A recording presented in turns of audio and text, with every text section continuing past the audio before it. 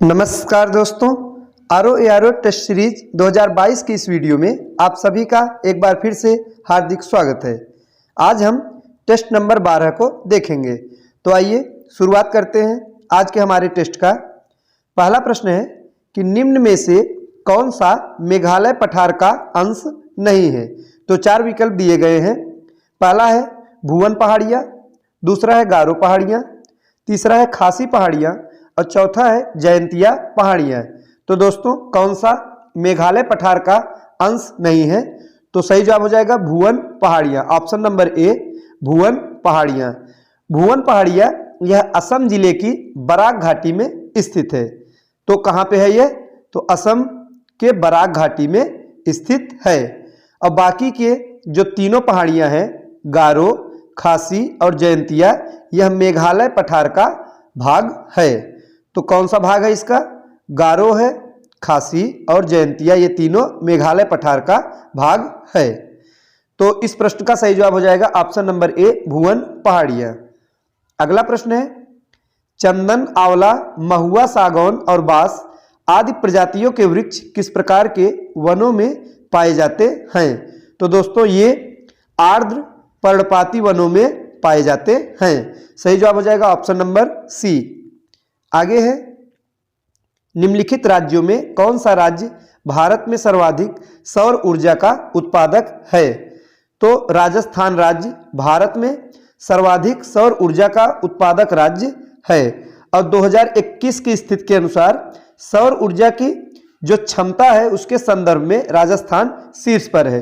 तो 2021 की जो रिपोर्ट आई थी दोस्तों, उसके अनुसार सौर ऊर्जा में सर्वाधिक ऊर्जा का जो उत्पादक राज्य है उसमें राजस्थान है।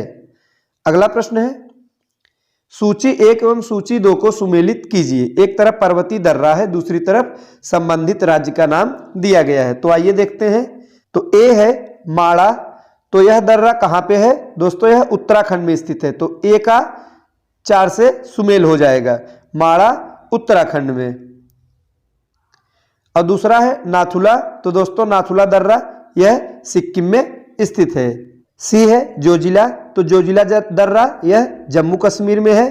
और डी है सिपकिला, यह हिमाचल प्रदेश में स्थित है। अगला प्रश्न है हेलीकॉप्टर मुद्रा से आप क्या समझते हैं? दोस्तों इकोनॉमिक्स का यह महत्वपूर्ण प्रश्न है। तो हेलीकॉप्टर मुद्रा से प्रश्न पूछा जाता है। तो हेलीकॉप्टर मुद्रा से आप क्या समझते हैं? तो सही जवाब हो जाएगा ऑप्शन नंबर डी आर्थिक संकट के दौरान केंद्रीय बैंक द्वारा नए नोटों को जारी करना, इसे हेलीकॉप्टर मुद्रा कहते हैं। तो जब आर्थिक संकट होता है तो उस दौरान केंद्रीय बैंक द्वारा जो नए नोटों को जारी किया जाता है उसे हेलीकॉप्टर मुद्रा कहा जाता है। तो सही जवाब हो जाएगा ऑप्शन नंबर डी। अगला प्रश्न है भारतीय बैंकिंग व्यवस्था में गैर निष्पादक परिसंपत्तियां यानी कि नॉन परफॉर्मिंग एसेट्स एनपीए कुल कितने प्रकार की होती है? तो दोस्तों कुल 3 प्रकार की एनपीए होती है। सही जवाब हो जाएगा ऑप्शन नंबर बी। अगला प्रश्न है निम्न में से कौन सा सुमेलित नहीं है? तो दोस्तों अनुच्छेद से प्रश्न पूछा गया है। आइए देखते हैं कौन सा इसमें से सुमेलित नहीं है। ए है अनुच्छेद 110 धन विधेयक की परिभाषा, यह बिल्कुल सही है। अनुच्छेद 110 में धन विधेयक की परिभाषा दी गई है। और बी है अनुच्छेद 312 विनियोग विधेयक। दोस्तों यह गलत हो जाएगा।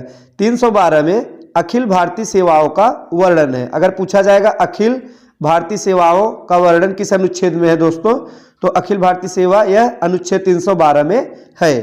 तो बी ऑप्शन गलत हो जाएगा। और सी है अनुच्छेद 112 बजट के बारे में है, बिल्कुल सही है। और ऑप्शन नंबर डी है अनुच्छेद 51A, इसमें मौलिक कर्तव्य है, यह भी बिल्कुल सही है। तो इसमें से कौन सा सुमेलित नहीं है? Option number B. अगला प्रश्न है संविधान को एक पवित्र दस्तावेज किसने कहा है? तो दोस्तों डॉक्टर भीमराव अंबेडकर ने कहा है कि संविधान एक पवित्र दस्तावेज है। सही जवाब हो जाएगा ऑप्शन नंबर ए।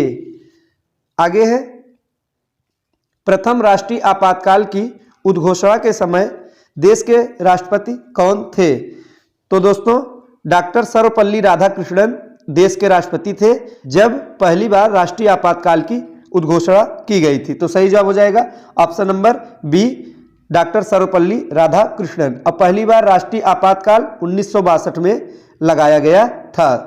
और उस समय चीन का आक्रमण हुआ था। भारत चीन आक्रमण के समय 1962 में पहली बार राष्ट्रीय आपातकाल लागू किया गया था और उस समय राष्ट्रपति सर्वपल्ली राधाकृष्णन थे। अगला प्रश्न है मौलिक अधिकार। तो दोस्तों मौलिक अधिकार के बारे में पूछा गया है। ए है किसी भी स्थिति में निलंबित नहीं किए जा सकते, यह गलत है। बी है प्रधानमंत्री के निर्देशों से निलंबित हो सकते हैं, तो दोस्तों यह भी गलत है। और सी है राष्ट्रपति की इच्छा पर निलंबित हो सकते हैं, यह भी गलत है। चौथा कथन है आपातकालीन स्थिति में निलंबित हो सकते हैं, बिल्कुल सही है।